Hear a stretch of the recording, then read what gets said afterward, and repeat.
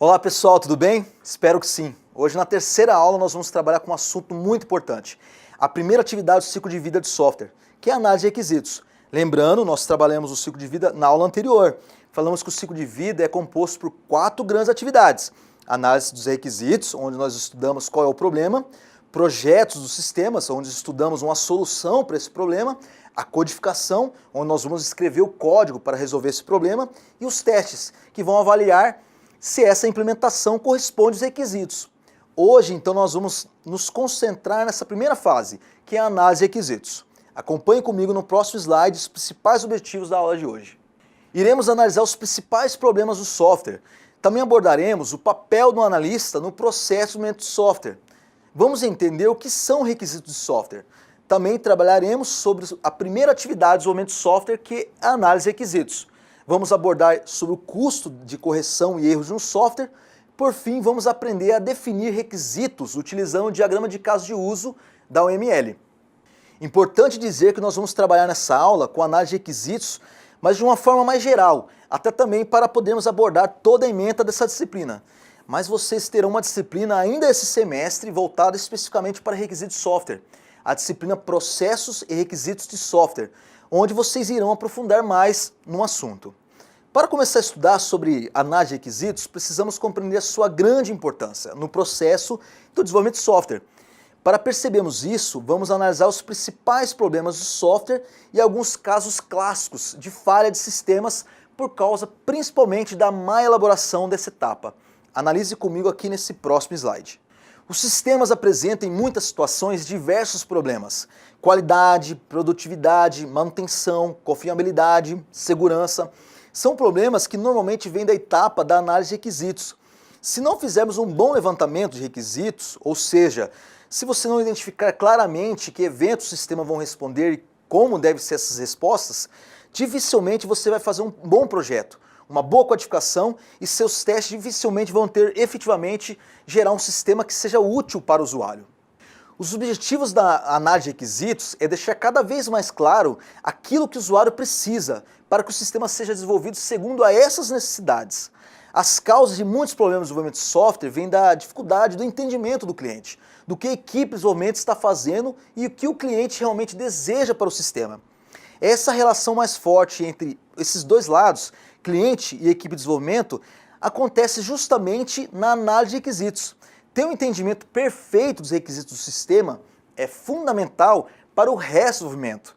Olha só que interessante esses casos clássicos de falha de sistemas justamente por causa da análise de requisitos.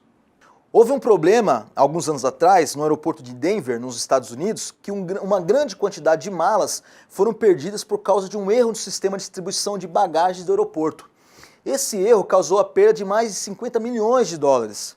Outro caso clássico, talvez um dos casos mais conhecidos, foi do sistema de ambulância de Londres. Foi desenvolvido um sistema para controlar a localização e os despachos de ambulâncias para emergências. Mas em determinado momento, esse sistema teve uma pane generalizada por causa de um requisito que foi mal entendido. Isso fez com que as ambulâncias simplesmente parassem durante um tempo. Isso gerou uma série de problemas, como vocês podem imaginar. E o caso mais clássico, talvez o mais conhecido, é o caso do foguete Ariane 5, que foi um foguete lançado pela comunidade europeia, e que dentro dele carregava 5 satélites. Em determinado momento foi preciso explodir esse foguete porque ele saiu da trajetória que era planejado e que provavelmente iria cair em uma região possivelmente habitada. Então foi uma quantidade enorme de dinheiro perdido por causa dessa má interpretação dos requisitos. Entender a importância da análise de requisitos, um problema de requisitos pode ter um custo tão alto como um foguete e 5 satélites. Pode ser muito caro errar nos requisitos. Mas você pode pensar, mas o sistema que eu vou desenvolver não vai ser um sistema para controlar um foguete. Pode ser que não, mas cada vez mais as empresas dependem dos sistemas para funcionar bem. E um erro nos sistemas desse pode causar uma perda enorme. Embora não estamos construindo software para controlar foguetes, ambulâncias, muitas vezes pensando no tamanho da empresa e o tamanho do problema que pode causar, quando relacionado ao sistema, temos que levar muito em consideração e tomar muito cuidado em fazer nossos requisitos, porque se eles estiverem errados, todo o resto do nosso desenvolvimento vai estar errado também. Mas para fazermos um bom levantamento de requisitos, precisamos enfrentar esse bicho chamado cliente. Agora, quem são nossos clientes? Vamos analisar nesse próximo slide. Para muitos nós desenvolvedores, o cliente pode ser o cara que vai estar sentado ao nosso lado. Nós vamos estar desenvolvendo para alguém muito próximo, ou nosso cliente pode ser uma entidade totalmente longe, do outro lado do mundo. Se eu estou em empresa de desenvolvimento de software, meu cliente normalmente é outra empresa, que não está muito próximo de mim, que eu não tenho contato toda vez que eu preciso, que não é tão imediata assim, e eu não posso usar todo o tempo que gostaria dessa pessoa. Dessa maneira, preciso de um meio para otimizar o tempo com essa pessoa. E a engenharia de requisitos procura meios para oferecer isso. Em algumas situações, posso assumir que o cliente vai estar em todo o processo de desenvolvimento de software, próximo à equipe de desenvolvimento.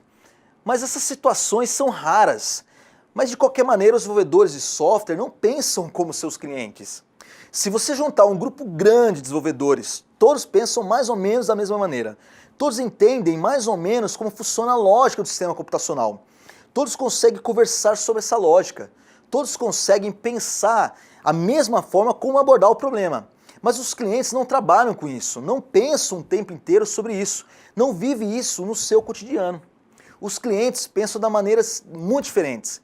E pior ainda, diferentes uns dos outros. Então você, enquanto analista, tem a responsabilidade de levantar os requisitos e tentar colocar em uma linguagem que tanto você como desenvolvedor, como ele como cliente, possa entender o que está escrito ali naquele documento. E possa chegar na conclusão de que um entendeu do outro. Isso vale para os dois lados, não só para o cliente falando e o desenvolvedor escutando, mas também o desenvolvedor mostrando aquilo que entendeu do cliente e o cliente confirmando que aquilo que ele entendeu está correto. O analista com experiência no domínio da aplicação, se for esse o caso, ele pode até mesmo dar sugestões, dar opiniões, criticar aquilo que o usuário está colocando como funcionalidade. O analista com experiência no domínio da aplicação, se esse for o caso, ele pode até mesmo dar sugestões, dar opiniões, criticar aquilo que o usuário está colocando como funcionalidade necessária para o sistema. Então essa relação ela é bilateral, é muito importante que isso aconteça. O analista tem que estar apto tanto a escutar o cliente, quanto a colocar seu entendimento, suas sugestões, em uma linguagem que o cliente seja capaz de entender. Nesse sentido, vamos analisar agora o papel do analista de sistemas. O papel do analista ou especificador de requisitos está em entender aquilo que o cliente está informando sobre as necessidades, sobre as demandas, sobre os requisitos que o sistema deve atender. Representar esses requisitos de uma forma que os outros desenvolvedores da equipe possam também entender para poder criar o projeto e implementar da melhor forma. Então o principal papel do analista de sistemas ou especificador de requisitos é ser um tradutor entre a linguagem do cliente para o restante da equipe de desenvolvimento e traduzir essa informação vinda da equipe de desenvolvimento para o cliente. Até aqui falamos muito de requisitos de software, mas o que vem a ser requisitos de software? Vamos responder essa pergunta agora nesse próximo slide. Os requisitos são declarações daquilo que o sistema deve fazer. Os requisitos são identificados a partir das demandas dos usuários e das restrições específicas da organização. Então, no momento que estamos escrevendo os requisitos, nós temos que caracterizar ou identificar quais são as funções que o sistema deve oferecer ao usuário, dentro das restrições ou segundo as demandas impostas pela organização, para que esse sistema possa ser útil para esse usuário. Ótimo, agora deixamos bem claro o que são requisitos de software. Agora vamos analisar algumas de suas principais características e dar alguns exemplos. Então o requisito deve ter, entre várias outras características, descrever uma funcionalidade que é perceptível para o usuário. Analise o exemplo dessa característica. O editor de texto deve conter um verificador de ortografia. Outra característica é a propriedade geral do sistema. Analise esse exemplo. O sensor deve ser verificado 10 vezes por segundo. Um requisito também pode descrever uma restrição que deve ser aplicada sobre o processo, a forma que o sistema vai ser desenvolvido. Então, por exemplo, eu posso restringi-lo de modo que o sistema tem que ser totalmente desenvolvido com produtos de software livre. Isso é uma restrição. A análise de requisitos é também onde nós vamos pensar no problema, A etapa de análise de requisitos é onde nós vamos olhar para o problema que nosso sistema deve resolver e partir dessa observação, na análise do problema, identificar os requisitos que o sistema tem que atender. Nesse próximo slide, temos algumas dicas de como pensar no problema do usuário. Primeiramente, temos que descrever o que será tratado pelo software. Também é interessante analisarmos e descrevermos como é feito os procedimentos atualmente na empresa. Importante identificar todos os usuários que vão trabalhar com o futuro sistema. Além disso, identificar as necessidades desses usuários. Além das características desejáveis dos sistemas, precisamos analisar as características não desejáveis. Como exemplo, as telas do sistema não devem ter mais de 3 cores para não confundir os usuários ao utilizar o sistema. Outro detalhe importante na visão do usuário, quais os benefícios esperados pelo sistema. Além disso, precisamos, através das demandas do cliente, estabelecer os prazos e os custos prováveis. A análise de requisitos vai ter como objetivo também construir um modelo simplificado do sistema. Mas simplificado por quê? Porque é mais barato. Ainda não chegamos na fase de investir muito no desenvolvimento desse sistema com base nos requisitos, com base nos prazos, nos custos, nas demandas e com os desejos dos usuários. Nós vamos identificar quais desses requisitos que foram levantados que vão efetivamente fazer parte do sistema. Aí, com base nesses modelos de requisitos, nós vamos refinar esse modelo e introduzir características computacionais. Aí sim, partir no desenvolvimento completo. Todo o processo de análise de requisitos é um processo de comunicação. E essa comunicação é ótima para comunicar os requisitos, mas ela também pode trazer uma série de problemas. As pessoas falam línguas diferentes. O desenvolvedor de software fala em língua próxima ao computador. Usa muitas vezes termos que são da computação. Os usuários muitas vezes não entendem esses termos. Hoje em dia, nós vivemos em um contexto onde os usuários estão mais próximos ao computador. Se você falar de botão ou janela, quase todas as vezes o usuário sabe disso. Mas existem termos na computação que não é bem assim. Nesse próximo slide, vamos abordar sobre essas principais dificuldades, sobre essa extração de requisitos. É fundamental que o analista tenha consciência desse problema de comunicação e que ele tente resolver isso na linguagem que o usuário entende. E por sua vez, que o analista busque entender a linguagem do usuário. O usuário está acostumado com aquele ambiente dele. Ele não quer sair do ambiente dele para entender a linguagem computacional. O analista é que tem que mover do ambiente computacional para um ambiente do usuário. Entender os jargões, a forma que o usuário se comunica naquele domínio. O analista também tem que entender que o próprio usuário não sabe muito bem exatamente o que ele quer. A introdução do sistema na vida de um usuário muda a forma que o usuário vai trabalhar e com isso, só depois que o usuário tem uma primeira ideia do que o sistema vai oferecer para ele. Ele vai entender mais claramente o que ele precisa, o que o sistema poderia oferecer para ele. Aí isso faz com que mais tarde no processo de desenvolvimento surjam os requisitos e que esses requisitos têm que ser integrados no processo de desenvolvimento, como nós falamos na aula anterior. Essa foi uma das principais razões do surgimento do desenvolvimento incremental. Esses fatores trazem uma série de dificuldades no levantamento de requisitos, que pode levar a uma extração de requisitos falsos, que causam muitos problemas. Vamos analisar esses problemas agora nesse próximo slide. Um dos problemas em se levantar requisitos falsos é a má especificação. O desenvolvedor projetar algo mais complexo do que realmente seria necessário para aquele usuário. Esquecer determinados requisitos que eram óbvios para os usuários e, por serem óbvios, ele achou que o desenvolvedor naturalmente saberia aquilo. Baixa confiabilidade do sistema, porque o sistema não foi feito para atender todos os requisitos que o usuário pediu. Enfim, isso tudo vai levar desgaste dentro da equipe de desenvolvimento de software e na relação entre a equipe e seus clientes. Tudo isso gera pressão e vai gerar complicações gerenciais para o desenrolar do sistema. Isso pode chegar até o ponto extremo do cancelamento do projeto de desenvolvimento de software. Então, é essencial que os requisitos estejam bem levantados, que haja um esforço muito grande na identificação clara dos requisitos, daquilo que tem que fazer, para que depois, no resto do desenvolvimento, possa assumir um caráter assim mais técnico, mas um caráter técnico baseado nos requisitos em demandas reais, demandas bem atendidas. Percebemos até aqui que é extremamente importante essa primeira fase de análise de requisitos para todo desenvolvimento de software. Agora vamos analisar nesse próximo slide um dado importante, descoberta por uma pesquisa feita por um americano chamado Tom DeMarco. um engenheiro de software, um dos mais renomados do mundo. 56% dos erros em um sistema pode ser ligados a problemas na fase de identificação dos requisitos.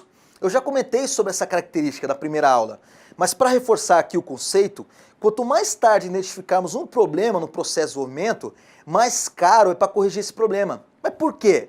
Porque eu já desenvolvi muito mais coisas, e muitas dessas coisas foram baseadas no entendimento incorreto feito lá atrás. Então, por exemplo, se eu introduzir um erro na análise, meu projeto, que está baseado na análise de requisitos, vai estar com esse erro. Minha codificação, que vai estar baseado no projeto, vai estar com esse erro. Os meus manuais para o usuário também estarão com esse erro. Então, se eu identificar meu erro só lá na etapa de codificação, eu já fiz a análise errada, o projeto errado e a codificação errada. Não significa que tudo esteja errado, mas quer dizer que tem partes ali daquela análise, daquele projeto, daquele código que estão errados, porque os requisitos tinham sido entendidos incorretamente. Então, quanto mais tarde identificarmos um problema, mais caro é a correção desse problema. Quando se começou em meados lá da década de 70 a se levantar requisitos, se pensava apenas que o sistema deve fazer, analisava o domínio do problema e buscava listar coisas que o sistema deveria oferecer para atender aquelas demandas e apresentar uma solução para aquele domínio. No slide a seguir, vamos conhecer um diagrama de caso de uso, que atualmente é muito utilizado em fase de análise de requisitos. A grande mudança, utilizando as técnicas de caso de uso para se levantar requisitos, foi agregar uma informação a mais a essa lista de coisas que o sistema deve fazer. Essa informação a mais nos diz para quem essa determinada tarefa vai servir. Então, quando nós falamos de análise de requisitos com caso de uso, também levamos em consideração não só o que o sistema deve fazer, mas quem vão ser os beneficiados por essa ação, por essa funcionalidade do sistema. Nesse sentido, então o papel dos atores, como nós vamos falar daqui a pouco, que são as pessoas, sistemas ou até o próprio hardware que estão em volta do sistema, então o diagrama de caso de uso vai juntar aquilo que o sistema vai oferecer para aquilo que ele vai utilizar. Quem vai beneficiar disso? Embora pareça pouca coisa, isso trouxe uma mudança muito grande. A principal mudança aqui é que você passa a julgar mais claramente a relevância de cada requisito, pois agora que sabemos para quem o sistema vai ser e para quem o sistema vai proporcionar determinada funcionalidade, nós podemos chegar para essas pessoas e definir claramente se esses requisitos são realmente necessários. Com isso, podemos cortar alguns requisitos que não são tão necessários, alguns requisitos que vão exigir que o sistema demore muito mais tempo do que esperado para ser feito. Enfim, nós podemos podar melhor o sistema, principalmente moldá-lo para os recursos que estão disponíveis, tanto com relação ao tempo quanto a relação ao dinheiro. Interessante entendermos que o diagrama de caso de uso não é só utilizado na primeira etapa. Esse diagrama é importante, na verdade, em todo o processo. Vamos analisar essa característica. Podemos dizer que o diagrama de caso de uso é uma espinha dorsal do sistema, pois além de determinarmos os requisitos do sistema, também cria um modelo de análise. Através desse modelo, fica mais compreensível para o usuário entender o que realmente o sistema vai fazer. Normalmente, o desenvolvedor também utiliza esse diagrama para implementá-lo. Além de tudo isso, com o diagrama de caso de uso, o gerente desse projeto consegue gerenciar melhor com relação ao custo, ao tempo e ao cronograma. Não esquecendo que o tester, que é a pessoa, o grupo responsável pelos testes, consegue elaborar da melhor forma seus casos de testes, usando o velho e bom diagrama caso de uso. Acredito que vocês já entenderam a grande utilização do diagrama de caso de uso, mas ainda temos mais funcionalidades para esse diagrama. Vamos analisar mais algumas dessas utilidades nesse próximo slide. Então, toda a liga do sistema é dada pelos casos de uso. O diagrama de caso de uso também é utilizado para a comunicação com os usuários finais e especialistas do domínio da aplicação. Ele também é o ponto que dá a junção entre o mundo dos usuários, dos especialistas desse domínio e o grupo de desenvolvimento. Então ele vai tentar garantir o entendimento bilateral dos requisitos entre o usuário e o desenvolvedor, criando um modelo que possa ser lido, mais que isso, que possa ser entendido pelos dois lados, e é utilizado para dar andamento para o resto do processo de desenvolvimento de software. Ele também, muitas vezes, é utilizado como contrato de desenvolvimento do sistema. Mas por que isso? Porque ali, em última análise, é tudo que o sistema deve fazer. Então, muitas vezes, os clientes e os desenvolvedores, com base nesses casos de uso, conseguem ter um guia.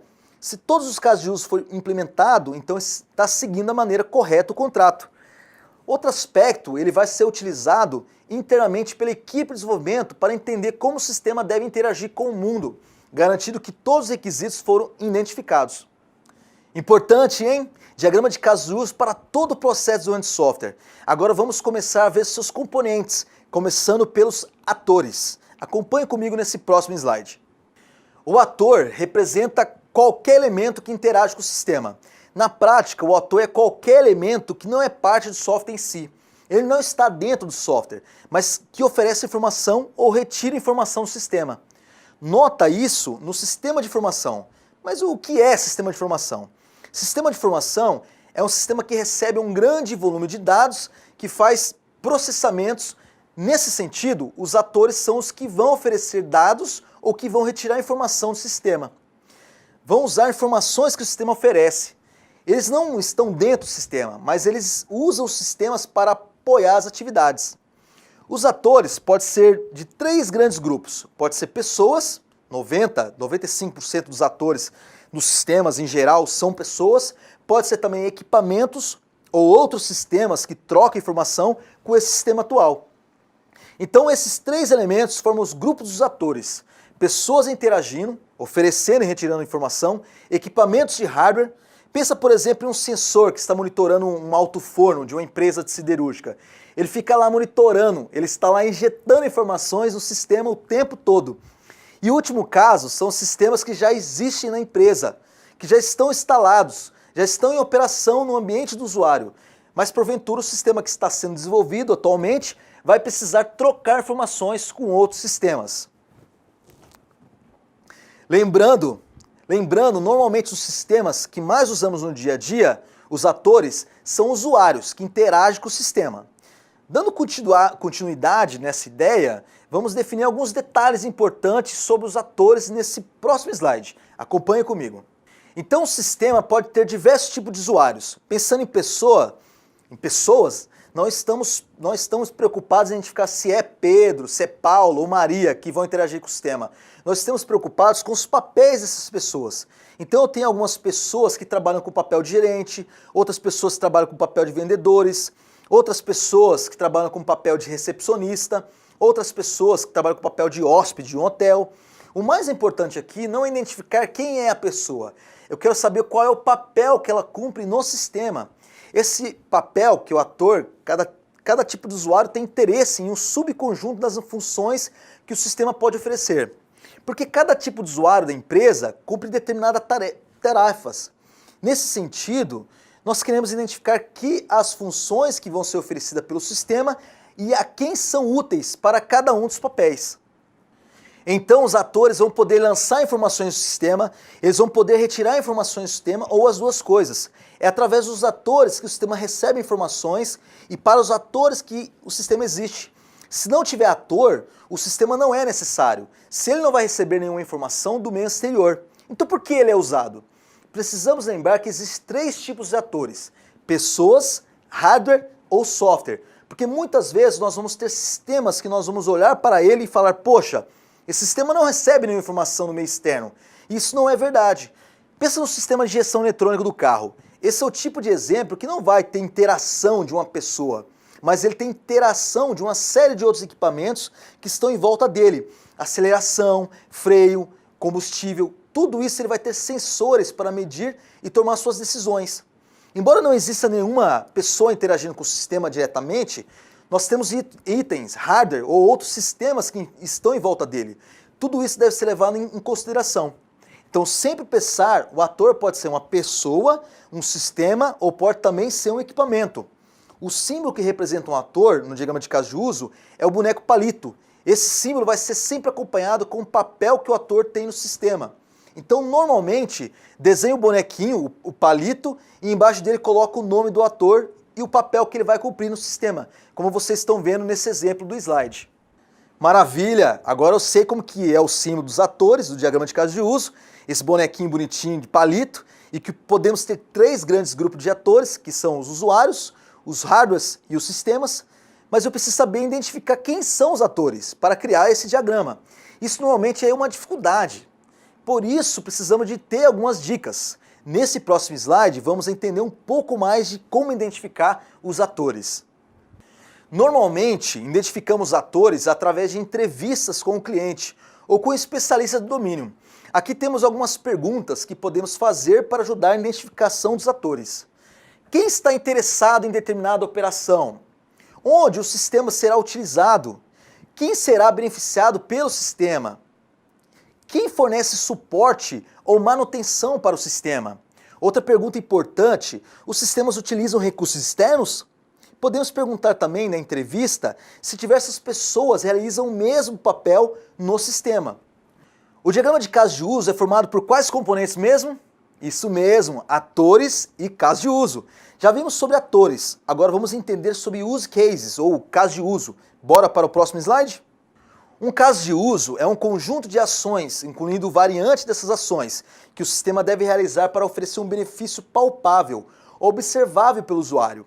Então nós queremos saber qual é o diálogo entre o sistema e os atores, para que esses atores possam observar um benefício do sistema. Agora, o que é um benefício do sistema? O benefício do sistema pode ser algo bem simples, como o sistema registrou algo nos sistemas de informação, ou pode ser algo mais complexo, como através dessas informações o sistema controla os pagamentos. Um caso de uso é um conjunto de ações, incluindo variantes dessas ações, que o sistema deve realizar para oferecer um benefício palpável, observável pelo usuário. Então nós queremos saber qual é o diálogo entre o sistema e os atores, para esses atores possam observar o benefício do sistema. Agora, o que é o benefício do sistema? O benefício do sistema pode ser algo bem simples, como o sistema registrou algo no sistema de informação, ou pode ser algo mais complexo, como através dessas informações o sistema controla os pagamentos dos funcionários de uma multinacional com 20 mil funcionários. Outra característica do caso de uso, ele é um diálogo. Quer dizer, o sistema não trabalha sozinho, o sistema interage com os atores, recebe informação, armazena informação, retorna informação para o ator. Assim se caracteriza o caso de uso. Um caso de uso representa uma situação do uso do sistema. Ele mostra um diálogo entre o sistema e o ator e é baseado no cenário efetivo do uso do sistema. Uma grande vantagem do caso de uso para levantar requisitos é que ele tende a mostrar alguma coisa tal como ela é. Vai acontecer. Todo caso de uso é disparado por um ator. Todo caso de uso é disparado por um ator. Começa porque um ator quis que ele começasse. Esse ator é chamado de ator primário. É o conjunto de casos de uso de um sistema que representa todas as operações.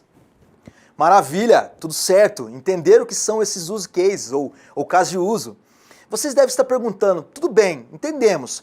Mas professor, o ator é representado pelo aquele bonequinho magrelinho, né, aquele bonequinho palito. E o use case, qual é o símbolo dele? Opa, vamos ver agora nesse próximo slide. Os casos de uso são representados por uma elipse e com o nome que identifica a ação dele no meio. Por exemplo, um sistema de consultório médico pode-se marcar consulta, cancelar consulta. Para identificarmos os casos de uso, normalmente é um pouco mais complexo que a identificação dos atores, mas também não é um bicho de 7 cabeças.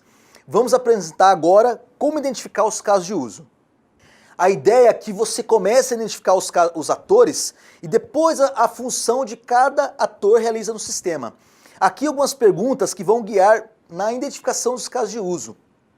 Quais as funções de cada ator? Que atores criam, altera, remove as informações? Algum ator deve ser informado de alguma mudança externa? Ou ainda, algum ator deve ser informado de alguma ocorrência no sistema? Normalmente essas perguntas ajudam muito na identificação dos casos de uso. Mas para desenvolvermos o diagrama de casos de uso, para dar apoio nessas etapas do processo de desenvolvimento de software, precisamos entender outro detalhe importantíssimo. Qual é a relação entre atores e casos de uso? Vamos ver como isso funciona agora nesse próximo slide. O diagrama de casos de uso é composto pelo ator e pelo caso de uso.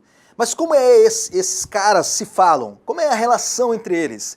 Normalmente no diagrama de casos de uso, nós traçamos uma linha entre a elipse, que representa o caso de uso, e o bonequinho palito, que tem interesse na troca das informações. Traçando uma linha entre ator e o caso de uso, você está relacionando os dois. Significa que aquele ator participa daquele caso de uso, ou seja, participa do diálogo entre ator e sistema. Então, normalmente, traçamos uma reta entre esses dois elementos? É importante perceber que a informação navega nos dois sentidos dessa reta. Em algumas situações, o ator só está recebendo informação para o sistema, ou só recebendo informação. Nesse caso, precisamos relacionar os dois com uma seta. Imagina alguns de vocês perguntando: professor, mas ainda não entendi esse tal diagrama de caso de uso. Afirmo para vocês, agora vocês vão compreender completamente, porque vamos praticar um pouco. Bora praticar? Acompanha comigo na leitura desse cenário. A atendente da biblioteca realiza um empréstimo de um ou mais livros ao leitor apto a emprestar livros. O empréstimo é válido por um determinado período de tempo, de acordo com o tipo de leitor. Os livros são levados pelo leitor e marcados como emprestados. A bibliotecária tem acesso a incluir novos livros. Além disso, ela que faz compras de novos livros para a biblioteca. E aí, conseguiram identificar os atores e os casos de uso? Vamos lá para o diagrama desse cenário. Nesse próximo slide tem uma resolução. Olha só como ficou. Nós temos 3 atores: leitor, atendente e bibliotecária. O leitor ele tem acesso direto com o sistema através do caso de uso consultar livro e acesso aos casos de uso emprestar livro e devolver livro pelo atendente. O ator atendente tem acesso direto ao sistema através dos casos de uso, emprestar livro e devolver livro. Por fim, o ator bibliotecária tem acesso ao caso de uso incluir livro e comprar livro. Legal, né? Agora vamos para uma atividade em sala. Vamos praticar? Nos 3 próximos slides nós temos um estudo de caso de uma locadora de automóveis. Vamos ler esse cenário juntos e depois vocês vão dividir em grupos de no máximo 5 pessoas e desenvolver esse cenário. Depois vocês podem ir pausando esse vídeo para analisar com mais detalhes sobre esse estudo de caso. Vamos começar? Estudo de caso, locadora de automóveis Aluga Aqui. A empresa Aluga Aqui está no mercado de locação de veículos há vários anos e cada dia que passa, o proprietário, o Sr. Domingos, percebe que existe necessidade de construção de um sistema para controlar locações, veículos, clientes, etc. Pois bem, para executar o serviço, o Sr. Domingos resolveu, juntamente com o seu funcionário, contratar o serviço da empresa Car System para informatizar a empresa. Tal empresa possui organização e comprometimento com seus clientes, entregando seus produtos no prazo e atendendo às necessidades de cada cliente. Para que isso seja possível, conta com um processo de desenvolvimento bem definido e um sistema documentado. Chegou o momento, pois o analista de sistemas, você, da empresa Car System, marcou uma entrevista com o Sr. Domingos para levantar os primeiros requisitos. Durante a entrevista, o Sr. Domingos descreveu o que a empresa precisa: controle dos clientes, controle dos veículos, abastecimentos, revisões, locações, cálculo de multas por locação de veículos. Informou também que os veículos estão alocados no pátio, separados por marca, ano, modelo e adicionais. Direção, CD. Sendo assim, o proprietário da locadora necessita de um registro de todos os seus fornecedores para facilitar o contato com os mesmos. Os 4 funcionários da empresa irão utilizar o sistema, além do próprio Sr. Domingos, que é o dono e gerente. Durante a conversa com o Sr. Domingos, ele descreveu alguns problemas: grande dificuldade no controle dos carros alocados, reservados e recebimentos, dificuldade em manter o histórico de alocação, revisão e abastecimento dos seus veículos. Gostaram desse estudo de caso? Espero que sim. Uma dica para vocês. Primeiramente, identifique os atores. Depois vocês começam a identificar a ação de cada ator para identificar os casos de uso.